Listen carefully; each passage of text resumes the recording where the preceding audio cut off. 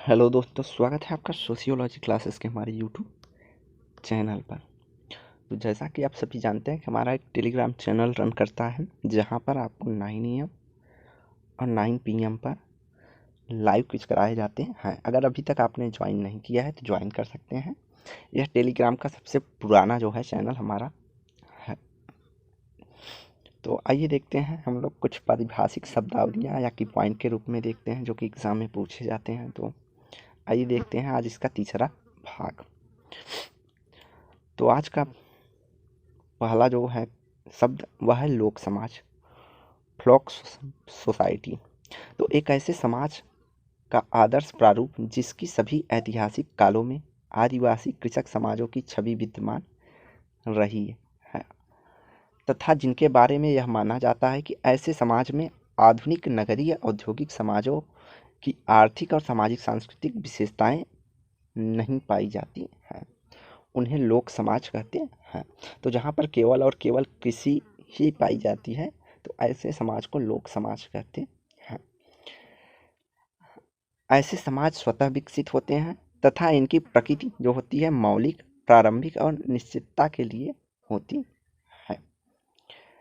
Robert Redfield ने लोक समाज को परिभाषित करते हुए लिखा है कि एक ऐसा समाज जो अपेक्षाकृत छोटा होता है, पृथककृत होता है, अप्रबुद्ध होता है, समरूप होता है अर्थात समानता देखी जाती है सभी के व्यवसायों में, तथा समूह एकता के प्रांगण का भाव में ओतप्रोत होते हैं अर्थात हम की भावना देखने को मिलती है। तो ऐसे समाज को उन्होंने लोक समाज कहा है। अगला है लोक नगरी नैतन्य, फ्लॉक अर्बन कंटिन्यूम। तो रॉबर्ट रेडफील्ड हैं इस अवधारणा के प्रतिपादक। इन्होंने कहा लोक तथा नगरी प्रत्ययों का प्रयोग एक दूसरे के विपरीत दो अलग धारणाओं के रूप में करते हैं। लोक नगरी नैतर्य की अवधारणा का प्रतिपादन किया जाता है और इस अवधारणा के पक्षधर विद्वान मानते हैं कि ग्राम तथा नगर का भेद बहुत कुछ सीमा तक सापेक्षिक है। दोनों की विशेषताएं किसी न किसी रूप में न्यूनाधिक मात्रा में एक दूसरे में पाई जाती है। अतः ग्रामवासियों तथा नगरवासियों के बीच सामाजिक संरचना, मूल व्यवस्था, धर्म तथा मनोवृत्ति आदि की दृष्टि से निरंतरता विद्यमान रहती है और दोनों समूह परस्पर एक दूसरे से पूर्णतः अलग थलग न होकर एक दूसरे से आबद्ध रहते हैं।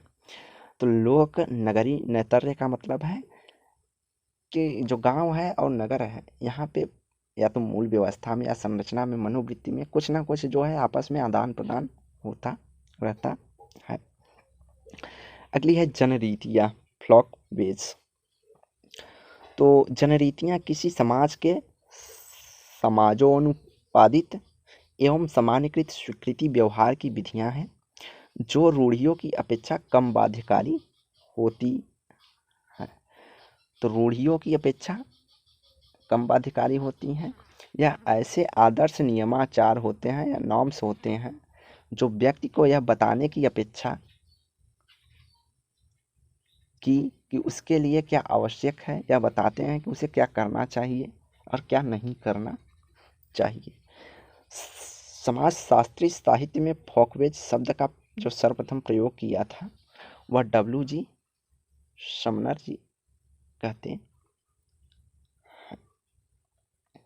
तो इन्होंने कहा है कि जो रूढ़ियाँ होती हैं या लोकाचार होते हैं उनसे जनरीतियाँ या फोकवेज जो है कम बाध्यकारी होते हैं। लोकाचार जो होते हैं वह समाज के प्रत्येक सदस्य के लिए बाध्यकारी होते हैं और उससे न मानने पर समाज को के द्वारा व्यक्ति को दंडित किया जाता है। लेकिन जनरीतियों में ऐसा नहीं है, यह केवल व्यक्ति को यह बताने का कार्य करता है आपको क्या करना चाहिए और क्या नहीं करना चाहिए। अगला है संदर्भ परिधि, फ्रेम ऑफ रेफरेंस। विचार विमर्श की एक विशिष्ट क्षेत्र जिसकी परिधि किसी समूह के सदस्य सोच विचार करते हैं, घटना तथा स्थितियों को परिभाषित करते हैं, उसे संदर्भ परिधि कहा जाता है। जैसे आज के समय में नीति आयोग और थिंक टैंक इन सबको जो है विचार विमर्श के लिए लाया जाता है तो इन्हें हम संदर्भ परिधि की श्रेणी में रख सकते हैं। अगला है फ्रैंकफर्ट संप्रदाय।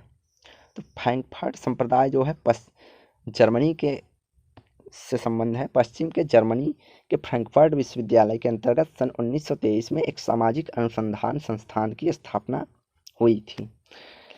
इस सामाजिक संस्थान में जीवन के क्षेत्र में शोध कार्य जिस पर वैचारिकी प्रतिरूप रूपांकन का प्रतिपादन किया गया है। वहीं बाद में फ्रैंकफर्ट संप्रदाय से नाम इसका विख्यात किया गया। तो फ्रैंकफर्ट संप्रदाय को आलोचनात्मक संप्रदाय के रूप में भी जाना जाता है। तो यह संप्रदाय प्रमुख रूप से मार्क्सवादी चिंतन से प्रभावित था। इस संप्रदाय के अध्ययन के प्रमुख विषय थे ज्ञान मीमांसा, मार्क्सवाद और संस्कृत रहे हैं। किंतु इस संप्रदाय के विद्वानों ने अमेरिका में प्रजातिवाद, पूर्वाग्रह जैसे विषयों पर भी महत्वपूर्ण आनुभविक शोध किए हैं। इस संप्रदाय के अग्रणी व्यक्तियों में थे, तो व्यक्ति महत्वपूर्ण हो जाते हैं क्योंकि पूछ लिया जाता है कि कभी कभी कि ये थिंकर किस संप्रदाय से जुड़े हुए हैं। तो W Adorno, Benjamin E, Erich Fromm, M Horkheimer and H Marcuse का नाम विशेषतर उल्लेखनीय है। फ्रैंकफर्ट संप्रदाय का प्रमुख योगदान आलोचनात्मक सिद्धांत के क्षेत्र में है, जिसमें मार्क्स को एक नया रूप दिया गया है जो नव मार्क्सवाद के नाम से जाना जाता है। इनके अलावा जो है जुर्गेन हैबरमास, अल्थ्यूजर, ये सब जो है फ्रैंकफर्ट संप्रदाय की श्रेणी में ही आते हैं। नव मार्क्सवादी मार्क्स के ऐतिहासिक विश्लेषण के पक्षधर हैं, किंतु वे मार्क्स के इतिहास के सिद्धांत जैसे आर्थिक मूल्य उत्पादन क्रिया की आलोचना करते हैं। जो इन्होंने आर्थिक निर्धारणवाद की बात कही है उसका यहाँ पे आलोचना की जाती है। उनके अनुसार मार्क्स की जो सार्थकता चेतना के आलोचनात्मक विश्लेषण में निहित है। इसके लिए वे मिथ्या चेतना, फॉल्स कॉन्शसनेस, अलगावग्रस्त चेतना, एलिनेटेड कॉन्शसनेस की पुनर्व्याख्या की बात कही गई है। अर्थात जो भी मार्क्स के सिद्धांत है यहाँ पर जो थिंकर हैं फ्रैंकफर्ट संप्रदाय के, उन्होंने उसकी आलोचना करके उसमें सुधार करने का प्रयास किया है। अगला है प्रकार, फंक्शन। समाजशास्त्री तथा अन्य समाज वैज्ञानिक गणवेषणाओं में सामाजिक प्रकार की अवधारणा का व्यवस्थित रूप में सर्वप्रथम प्रयोग हम प्रसिद्ध फ्रेंच दुर्खीम की कृति में देखते हैं।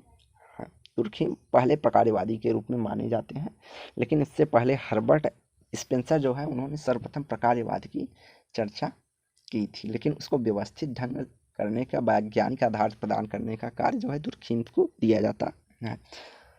समाजशास्त्री पद्धति के नियम में देखते हैं। समाजशास्त्र में प्रकार की अवधारणा का प्रयोग दो प्रमुख अर्थों में किया जाता है। प्रथम वस्तुपरक परिणाम के अर्थ में और दूसरा परिवर्तों या वेरिएबल्स के बीच संबंध, अंतर संबंधित संगति के अर्थ में। The rules of sociology method में इन्होंने प्रकारवाद की चर्चा की है और वहाँ इन्होंने बताया कि जो प्रकार है इसको हम दो तरह से जोड़ के देखते हैं, एक वस्तु और उसके परिणाम के रूप में, किसी वस्तु का परिणाम क्या होता है, उसका अर्थ क्या निकलता है। दूसरा जो वेरिएबल्स होते हैं, कारण या प्रभाव, कि किसी क्रिया के करने से दूसरी क्रिया पर क्या प्रभाव पड़ता है, तो उसके बीच के संबंध क्या है, उसके रूप में इन्होंने कहा है, चर्चा किया है। अगला है व्यक्त प्रकार या अप्रकट प्रकार, अव्यक्त प्रकार या अप्रकट प्रकार, लेटेंट फंक्शन। तो इसकी बात करते हैं मर्टन। किसी घटना, क्रिया, तत्व अथवा वस्तु के उन परिणामों को अव्यक्त या अप्रकट प्रकार कहा जाता है जो अप्रत्याशित, अनापेक्षित, अकल्पित तथा मान्य होते हैं। तो यह भी इस बार के लेटेस्ट एग्जाम में भी पूछा गया था कि लेटेंट फंक्शन के बारे में। तो किसी घटना, क्रिया, तत्व अथवा वस्तु के उन परिणामों को अव्यक्त अथवा अप्रकट प्रकार कहा जाता है जो अप्रत्याशित अर्थात अनापेक्षित होते हैं, अकल्पित होते हैं तथा अमान्य होते हैं। एक ही क्रिया के एक के लिए प्रकट प्रकार होने सकती है, अर्थात एक क्रिया के दो पक्ष हो सकते हैं, या कहीं कहीं वह प्रकट प्रकार के रूप में कार्य करेगा, तो उसका जो दूसरा पक्ष होगा वह अप्रकट प्रकार के लिए कार्य कर सकता है। मल्टन ने प्रकट और अप्रकट प्रकार के संबंधों में होपी लोगों की एक धार्मिक संस्कार का उदाहरण दिया है। जैसे बारिश के लिए नृत्य करना जो है यह एक अप्रकट प्रकार है। अगला है प्रकट या व्यक्त प्रकार, फंक्शन मैनिफेस्ट। तो किसी घटना तत्व या इकाई के वो वस्तुपरक परिणाम जो प्रकट प्रकार व्यक्त करते हैं, जो किसी व्यवस्था के कार्यकर्ताओं या सहयोगियों द्वारा अपेक्षित होते हैं, मान्य होते हैं और वांछित होते हैं। जैसे कि आप लोग पढ़ेंगे तो आपको नौकरी प्राप्त होगी, यह आपका जो है प्रत्यक्ष प्रकार हो जाएगा। और अगर आपको नौकरी प्राप्त होगी तो आपकी जो है स्थिति में सुधार होगा, वह अप्रत्यक्ष प्रकार के रूप में कार्य करेगा। अगला है प्रकार्यात्मक विकल्प, अल्टरनेटिव फंक्शन। तो प्रारंभिक प्रकार्यवादी इस मत का पोषण करते हैं कि व्यवस्था का प्रत्येक तत्व या इकाई उसके अनुरक्षण एवं अतिजीवन के लिए अपरिहार्य है। तो पहले जो प्रकार्यवादी हैं कि वे मानते हैं कि समाज में जो भी व्यवस्था है उसके जो प्रत्येक इकाई है वह व्यक्ति के सुचारू रूप से संचालन के लिए जरूरी है। इस मत का खंडन करते हुए मर्टन ने प्रकार्यात्मक विकल्प या प्रकार्यात्मक समतुल्य एवं प्रकार्यात्मक अनुकल्प की अवधारणाओं को प्रस्तुत किया है। मर्टन के अनुसार एक सामाजिक व्यवस्था अथवा सांस्कृतिक तत्व के अनेक प्रकार हो सकते हैं और उस सांस्कृतिक तत्व के ऐसे विकल्प तत्व भी हो सकते हैं जिसमें उसी प्रकार को संपादित करने की क्षमता होती है। इसका एक उदाहरण है, जैसे हमें कहीं शादी में जाना है, तो शादी में तो कपड़े पहन के जाना है, तो कपड़े के कई विकल्प हो सकते हैं आपके पास। आप कुर्ता पैजामा पहन के जा सकते हैं, आप जीन्स और शर्ट पहन के जा सकते हैं, जीन्स और टी शर्ट पहन के जा सकते हैं, तो शेरवानी पहन के जा सकते हैं। तो यह कई तरह के आपके विकल्प हो गए हैं। अगला है प्रकार्यात्मक विश्लेषण एवं व्याख्या। प्रकार्यात्मक विश्लेषण से तात्पर्य है कि किसी भी घटना के कारणों को खोजना या किसी क्रिया के परिणामों को मालूम करना, अर्थात किसी अस्थायी सामाजिक व्यवस्था को बनाए रखने में उस क्रिया का योगदान को जानना। अब जैसे किसी सामाजिक व्यवस्था में अर्थशास्त्र या व्यवसाय की क्या भूमिका है उसको जानना, एक उसके प्रकार को जानना एक प्रकार्यात्मक विश्लेषण होगा। राजनीति की क्या भूमिका है उसके प्रकार को जानना जो है प्रकार, किस प्रकार अपनी भूमिका का निर्वहन कर रहा है सामाजिक व्यवस्था में, तो ये सब उसके प्रकार्यात्मक विश्लेषण के रूप में हम देख सकते हैं। अगला है प्रकार्यात्मक आवश्यकताएं, फंक्शनल रिक्वेस्टीज। प्रकार्यात्मक आवश्यकताओं से तात्पर्य ऐसी दशाओं से है जो किसी संरचना को बनाए रखने के लिए आवश्यक हैं। पार्सन्स ने सामाजिक प्रणाली की 4 प्रकार्यात्मक आवश्यकताएं बताई हैं, जिसे हम एजिल मॉडल के नाम से जाते हैं, और यह भी मोस्ट इम्पॉर्टेंट है क्योंकि बहुत बार एग्जाम में पूछा जाता है। या तो इसे क्रम में लगाने के लिए पूछा जाएगा या मल्टीपल ऑप्शन देकर या पूछा जाएगा कि इनकी चर्चा किसने की है या इनमें से कौन कौन से पार्सन्स के प्रकार्यात्मक आवश्यकताएं की बात करते हैं। तो पहला है अनुकूलन या एडॉप्टेशन, दूसरा है प्रतिमान अनुरक्षण अर्थात गोल, तीसरा है एकीकरण अर्थात इंटीग्रेशन, और तीसरा है तनाव प्रबंधन लेटेंसी। तो पार्सन्स एजिल मॉडल की बात करते हैं जिसमें अनुकूलन, प्रतिमान अनुरक्षण और एकीकरण तथा तनाव प्रबंधन जैसी 4 प्रकार्यात्मक आवश्यकताओं की चर्चा पार्सन्स करते हैं। प्रकार्यवाद, फंक्शनलिज्म, सावयवी सादृश्यता पर आधारित एक सिद्धांत है जिसके अनुसार यह माना जाता है कि समाज एक शरीर जैसे संगठित है एवं आत्म अनुरक्षित व्यवस्था प्रणाली है जिसमें विरोधी परिवेश की स्थिति में संतुलन बनाए रखता है, यही प्रकार्यवाद कहलाता है। तो सर्वप्रथम हर्बर्ट स्पेंसर प्रकार्यवाद की चर्चा करते हुए कहते हैं कि जिस तरह मनुष्य का शरीर अलग अलग अंगों के अलग अलग कार्य होते हैं लेकिन वह एक दूसरे से जुड़े हुए होते हैं और व्यक्ति की शारीरिक आवश्यकताओं की पूर्ति करते हैं, उसी तरह समाज में कई तरह के अंग पाए जाते हैं जैसे संस्कृति, विद्यालय, परिवार, धर्म, ये सब पाए जाते हैं या एक दूसरे में आपस में रिलेटेड होते हैं और शरीर के अंग की भांति ही ये सब एक दूसरे से मिलकर कार्य करते हैं। सबका अपना अपना जो है प्रकार होता है। गेमिन्साफ्ट जर्मन भाषा का एक शब्द जिसका प्रयोग समाजशास्त्र में समुदाय के अर्थ में किया जाता है। इस अवधारणा की रचना 1887 में टॉनिज ने अपनी पुस्तक गेमिन्साफ्ट एंड गेसेलसाफ्ट के लिए में की है। टॉनिज ने घनिष्ठता, स्थायित्व और समाज में एक दूसरे की परिस्थिति को स्पष्ट बोध पर आधारित सामाजिक संबंधों के ताने बाने को वाले समूह को इस अवधारणा का प्रयोग किया है, जिसे इन्होंने गेमिन्साफ्ट कहा है। गेमिन्साफ्ट की विशेषताओं वाली अपेक्षाकृत समजातीय होमोजीनियस होता है, अर्थात एक जैसे समानता देखी जाती है। इस प्रकार के समूह की अन्य विशेषताएं स्थानीय नातेदारी, भावात्मक एकता, निरंतरता, प्रामाणिकता तथा भाव प्रवणता होता है। तो यहाँ पे तीन प्रश्न यहाँ बनते हैं। एक तो गेमिन्साफ्ट और गेसेलसाफ्ट किससे संबंधित है, तो समुदाय से। गेमिन्साफ्ट समुदाय से संबंधित है, गेसेलसाफ्ट समाज से संबंधित है, या कहीं कहीं समिति भी दिया रहता है। और दूसरी इसकी विशेषता पूछ ली जाती है कि इसकी कौन कौन सी विशेषता है, या गेमिन्साफ्ट की विशेषता कौन सी है, गेसेलसाफ्ट की विशेषता कौन सी। तीसरा प्रश्न आता है कि यह किसने दिया है, तो यह टॉनिज ने दिया है। तो यहाँ पे विशेषताएं जो होती हैं इसकी महत्वपूर्ण हो जाती हैं। अगला है गेसेलसाफ्ट। जर्मन भाषा का ही एक शब्द है जिसका प्रयोग सामान्यतः समाजशास्त्र में गेमिन्साफ्ट के ठीक विपरीत समिति के अर्थ में किया जाता है। टॉनिज ने इस शब्द का प्रयोग ऐसे सामाजिक संबंधों के बोध वाले के रूप में किया है जो सामाजिक समूह के लिए जिसकी प्रकृति अवैयक्तिक होती है, अनुबंधात्मक होती है और स्वार्थमय होती है, अर्थात उद्देश्यों की पूर्ति के लिए ही एक दूसरे से जुड़े हुए होते हैं। तो इन्होंने जो है समूह को दो प्रकार के रूप में चर्चा की है, गेमिन्साफ्ट और गेसेलसाफ्ट, जिसमें एक गेमिन्साफ्ट को इन्होंने समुदाय कहा है और गेसेलसाफ्ट को समिति के रूप में या समूह के रूप में देखा है। अगला बृहत सिद्धांत या ग्रैंड थियरी।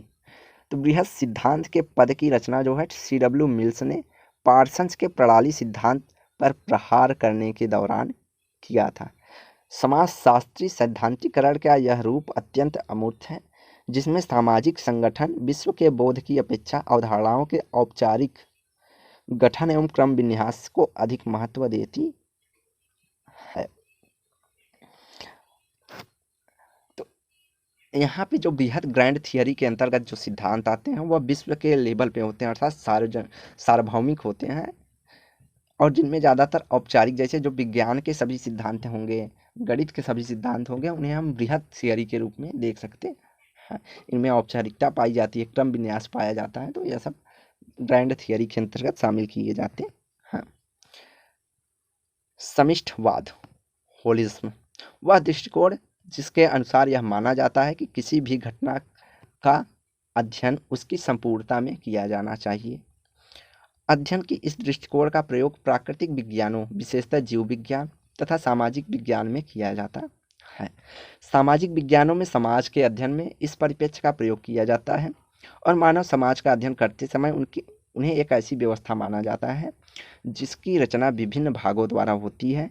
अतः समाज के अध्ययन में व्यवस्था के सभी भागों का और उनकी आपसी संबंधों का संपूर्ण व्यवस्था के साथ संबंधों का ध्यान रखा गया है। मानव समाज के अध्ययन का यह परिप्रेक्ष्य संरचनात्मक उपागम से नाम से जाना जाता है तथा इस उपागम का प्रयोग प्रारंभ में रेडक्लिफ ब्राउन, बाद में लेवी स्ट्रास ने अपने अध्ययनों में किया। अर्थात मानव शास्त्र में रेडक्लिफ ब्राउन ने किया है और समाज शास्त्र में संरचनावादी के रूप में जाने जाते हैं लेवी स्ट्रास।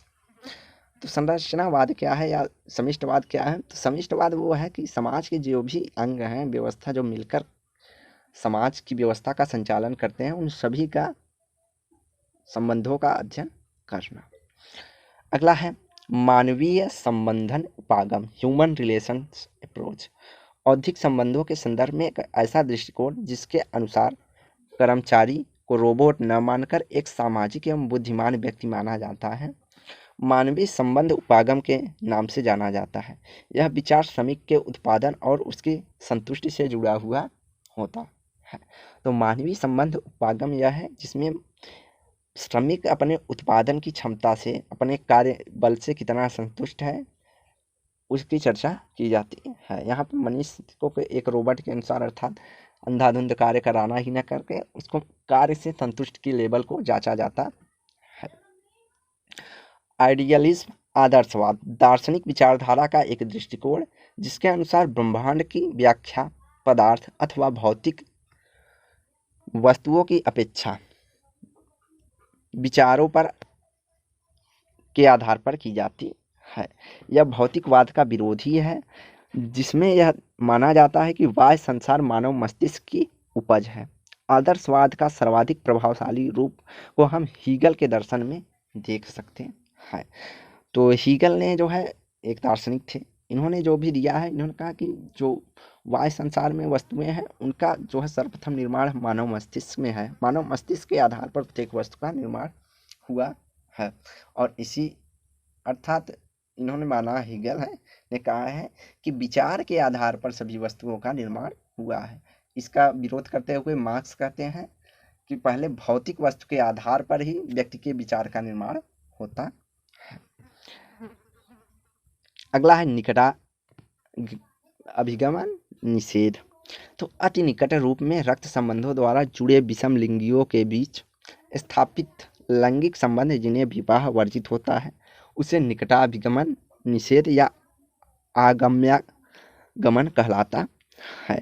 पिता पुत्री, माता पुत्र, सहोदर, भाई बहन के बीच लैंगिक संबंध निकटाभिगमन निषेध की श्रेणी में आते हैं। रक्त संबंधों के दायरे का निर्धारण स्थान विशेष के कानून अथवा सामाजिक प्रथाओं के द्वारा किया जाता है। तो यह जो निकटाभिगमन निषेध है यह अलग अलग जनजातियों या अलग अलग समाज में अलग अलग तरीके से देखा जाता है, लेकिन पिता पुत्री माता पुत्र का जो निषेध है यह लगभग सभी जगह पाया जाता है।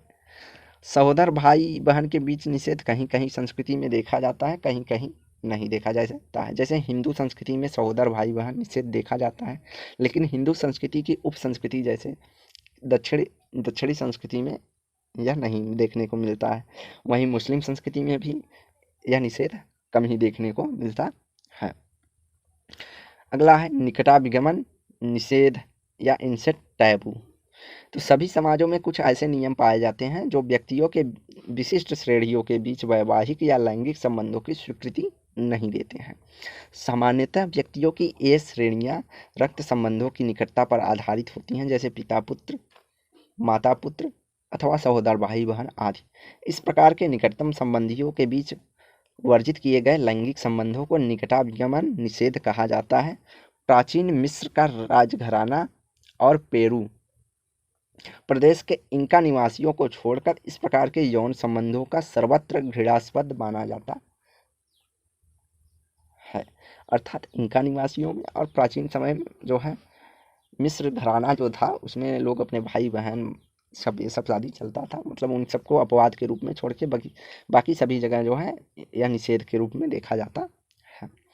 अगला है आगमन विधि या इंडक्टिव मेथड। तर्कशास्त्र की एक पद्धति है जिसमें अवलोकन प्रेक्षण के आधार पर परिणाम निकाले जाते हैं। अर्थात पार्टिकुलर से जनरल अर्थात लघु से सामान्य की ओर जाते हैं, विशिष्ट से सामान्य की ओर। और इस विधि की खोज प्रक्रिया विशिष्ट से सामान्य की ओर चलती है। उदाहरण स्वरूप राम श्याम मोहन सभी मरे हैं, अतः मानव मरणशील है। अर्थात राम श्याम सभी को देखते हैं कि व्यक्ति यह मरता है, तब इस व्यक्ति यह निष्कर्ष निकालता है कि मानव जो है मरणशील है, अर्थात यह एक सिद्धांत बना देता है। और इसी का अगर निगनात्मक में देखा जाए तो यहाँ इसे अपोजिट रूप में लिखेंगे कि सभी व्यक्ति मरणशील है, इसलिए राम श्याम मोहन भी मरेंगे या मरे हैं। औद्योगिक समाज इंडस्ट्रियल सोसाइटी। तो इस शब्द की जो रचना की है सेंट साइमन द्वारा एक ऐसे समाज को इंगित करने के लिए किया गया है जिसमें उत्पादन के विशिष्ट रूप में बृहद उद्योगों का प्रयोग होता है। तो यह भी पूछ लिया जाता है कि इंडस्ट्रियल सोसाइटी का सर्वप्रथम प्रयोग किसने किया है और किन किन ने अपने समाजों के विभाजन में इंडस्ट्रियल औद्योगिक समाज की चर्चा की है। अगला है उत्तर औद्योगिक समाज, post industrial society. Daniel Bell के अनुसार उत्तर औद्योगिक समाज का तात्पर्य ऐसे समाज से है जहां केंद्रीय महत्व के रूप में संपत्ति, धन, संपदा का स्थान ज्ञान ले लेता है, अर्थात ज्ञान जो है सर्वोपरि होता है और यही सत्ता, शक्ति और सामाजिक गतिशीलता का मुख्य स्रोत बनता जाता है। अर्थात व्यक्ति को ज्ञान के आधार पर सत्ता, शक्ति और अपनी सामाजिक परिस्थिति में गतिशीलता मिलती है। इस नई व्यवस्था में श्रमिक वर्ग जैसे मिल कारखानों में काम करने वालों का स्थान सफेदपोश कार्मिक, लिपिक, तकनीशियन, विशेषतया कंप्यूटर की जानकारी रखने वाले और अन्य पेशेवर व्यक्ति लेते जा रहे हैं। अर्थात स्किल्ड लेबर अब ले रहे हैं जो मिल कारखानों में काम करते थे। तो पहले किसी के पास कोई डिग्री या अनुभव नहीं होता था, फिर भी वह काम करता था मिल में। लेकिन अब क्या हो रहा है कि कंपनियां जो है स्किल्ड लेबर को देख रही हैं। तो यही उत्तर औद्योगिक समाज है और मैनुअल केसल ने इसको इंफॉर्मेशन सोसाइटी भी कहा है। नव उन्मेष या नवाचार किसी भी समाज की प्रचलित परंपराओं, कार्य विधियों, प्रक्रियाओं अथवा व्यवस्थाओं के नवीनकरण प्रक्रिया नव उन्मेष नवाचार कहलाती है। मर्टन ने अपनी व्यक्तिगत अनुकूलता योजना के प्रयोजन में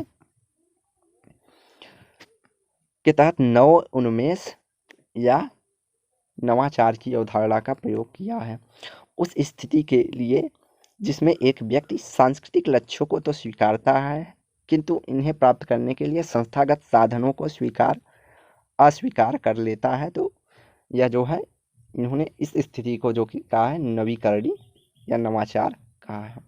सफेदपोश अपराध इसी स्थिति का एक उदाहरण है। अर्थात जैसे लक्ष्य क्या है हमारा, लक्ष्य हमें IAS बनना है, IAS। अब हम पढ़कर एग्जाम देकर IAS न बनकर किसी मंत्री या नकल मार के IAS बनते हैं तो यह हमारा जो है नया इन्वेंशन हो जाएगा कि हम इस तरह से भी IAS बन सकते हैं। या घूस देकर कोई नौकरी प्राप्त करना यह एक नवाचार है, अर्थात अब सफेदपोश अपराध है। अगला है संस्था, इंस्टीट्यूशन। संस्थाएं व्यक्तियों का एक समूहों के बीच संबंध को नियंत्रित करने वाले नियमाचारों तथा कार्यविधियों की एक अस्थायी एवं स्वीकृति प्रतिमान है।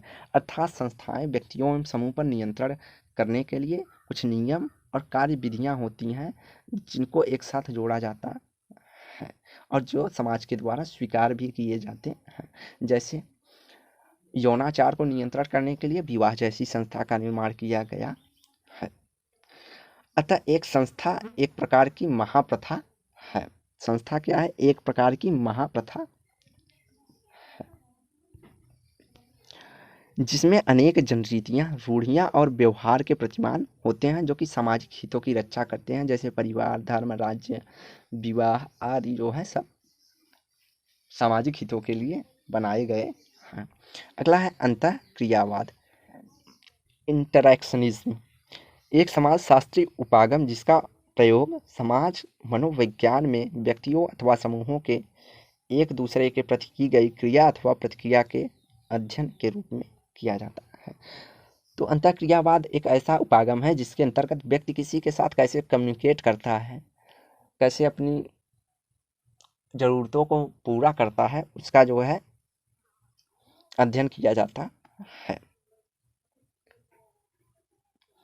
अगला है अंतर्वैज्ञानिक शोध, इंटरडिसिप्लिनरी रिसर्च। तो सामाजिक घटनाएं विविध पक्षी या बहुकारकी होती हैं जिनका अध्ययन एक विज्ञान की सीमा से परे है। तो सामाजिक घटनाओं की इस जटिलता के कारण विभिन्न विद्वानों ने विद्वान मिलकर जो है एक दल के रूप में जब शोध कार्य करते हैं तब इस प्रकार की शोध अंतर्वैज्ञानिक शोध कहलाती है।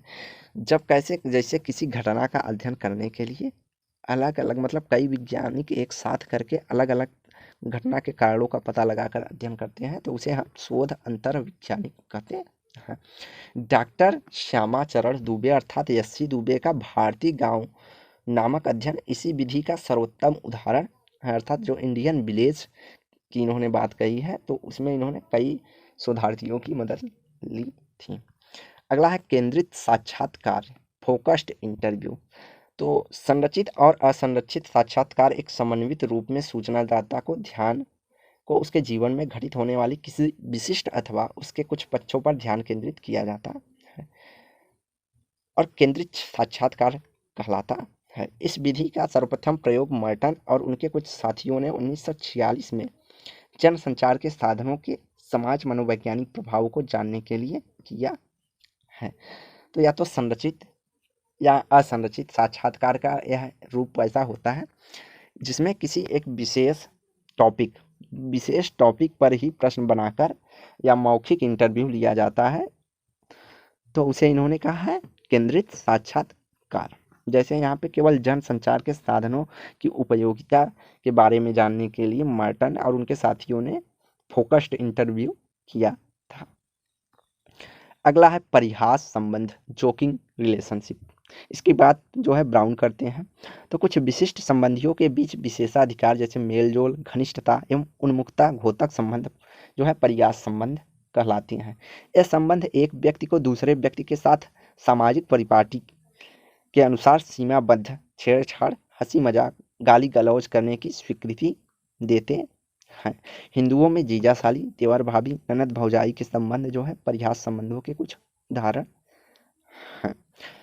तो इसको आप लोग तो भली भांति जानते होंगे क्योंकि यह आपके समाज से ही रिलेटेड है यह सिद्धांत कि परिहास संबंध किनके किनके बीच पाया जाता है और समाज में इसे बुरा भी नहीं माना जाता है, अर्थात सामाजिक स्वीकृति इसे प्रदान होती है।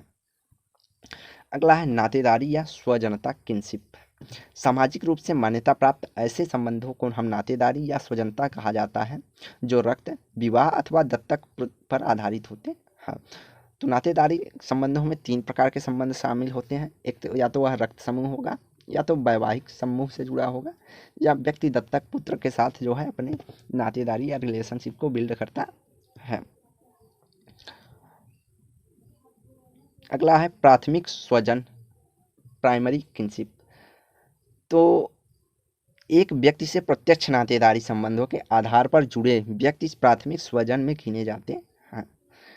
पिता पुत्र, पिता पुत्री, पति पत्नी प्राथमिक स्वजनों की श्रेणी में आते हैं। मार्डाक के अनुसार प्राथमिक स्वजनों की संख्या क्या है? 8। इनमें पति पत्नी को छोड़कर जो कि वैवाहिक संबंधी हैं सभी रक्त संबंधी है, अर्थात केवल पति पत्नी ही ऐसे हैं जो वैवाहिक संबंधी होने के साथ साथ प्राथमिक स्वजन भी होते हैं। इनके अलावा जो होते हैं वह रक्त संबंधी होते हैं, अर्थात पुत्री पुत्र ये सब जो है प्राथमिक संबंध की श्रेणी में आते हैं। अगला है द्वितीयक स्वजन या द्वितीयक नातेदारी भी कह सकते हैं, सेकेंडरी किनशिप। तो प्राथमिक स्वजनों के प्राथमिक संबंधी द्वितीयक स्वजनों की श्रेणी में आते हैं, जैसे साला, दादा, मामा, नाना आदि जो है। जैसे साला का संबंध आपके प्राथमिक संबंधियों जैसे माता के साथ जुड़ा होता है, उनका भाई होता है, जिस नाते उसे द्वितीयक संबंध कहा जाता है। दादा का संबंध आपके प्राथमिक संबंध पिता से जुड़ा हुआ होता है, तो उन्हें द्वितीयक संबंध के रूप में देखा जाता है। मानव शास्त्री मार्डाक ने 33 प्रकार के द्वितीयक संबंधों का उल्लेख किया है, तो यह भी एग्जाम में पूछा जाने वाला फैक्ट है। अगला है तृतीयक स्वजन।